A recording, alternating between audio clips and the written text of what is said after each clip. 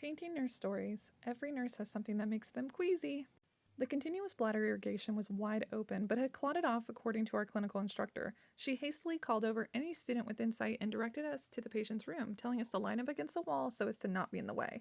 We filed in quickly, as nurses fluttered into the room with several handfuls of supplies, and stood, shoulder to shoulder, against the wall at the foot of the bed. One of the nurses held up a huge syringe, dipped it into the basin of water, backfilling the syringe before rotating to attach the end of it to the catheter.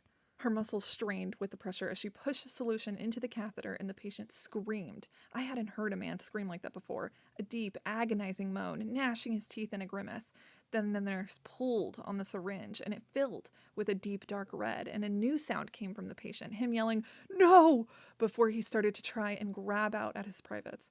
The nurse avoided his eyes, fixated on her work. She detached the syringe and spun towards us, aiming for the basins that had been set up in front of us, and pushed the contents out into an empty basin. We could see the thick clots of blood slime out of the syringe and into the basin, blood unlike the kind that trickled out of a wound.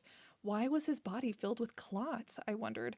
I looked on horrified, and the nurse filled the syringe again with the basin water, going back to the patient to flush the catheter again.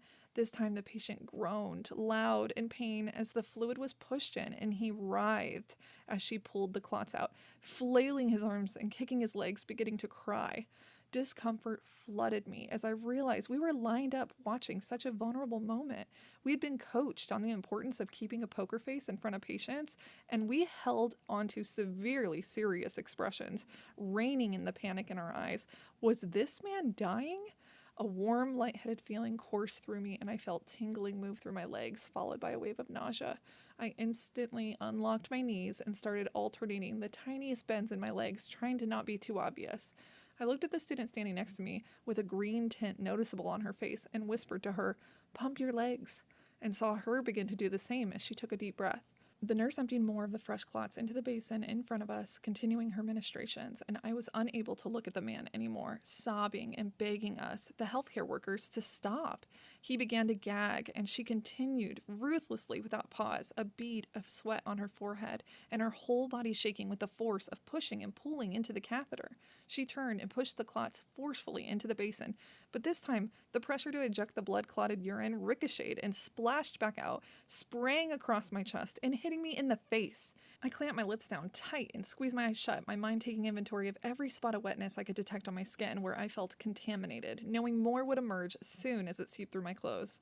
I cautiously opened my eyes, but no one was looking at me. No one appeared to have noticed. My vision darkened around the edges. I whispered to no one in particular, "I need to go." And I walked out of the door of the patient's room in the most calm and controlled way I could manage. I walked directly across the hall to the sink that faced the end of the nurse's station and bent over, dry heaving into it.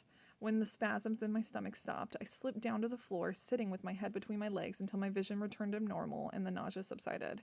After a few minutes, I stood back up, turned on the water, and lathered my hands with soap, washing my face and neck and arms. I used the paper towels to dry and squeeze off the excess moisture from my scrub top, knowing I would need to contact my instructor to get a spare top from the surgical wing of the hospital. My legs still felt like jelly, and I found a seat where I could rest and try to distract myself from thinking about it. When my classmates came filing out of the patient's room a short while later, they asked me, "What happened? You left so suddenly."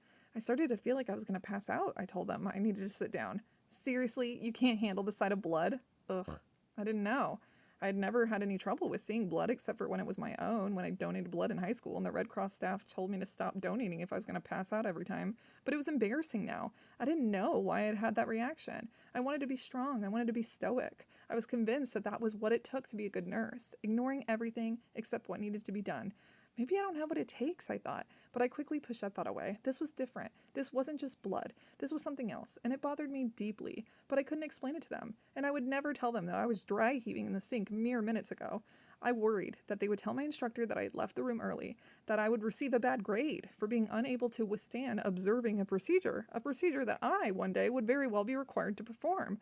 But I knew it wasn't the blood, it wasn't the urine, it wasn't the sweat, the saliva, the vomit, the mucus, it wasn't the body that crawled under my skin. It was the pain. It was the hurting. They told us to be a nurse was to help, but I was beginning to see that that wasn't always true. Thank you for listening, like and follow for more, and tell me what you can't stomach.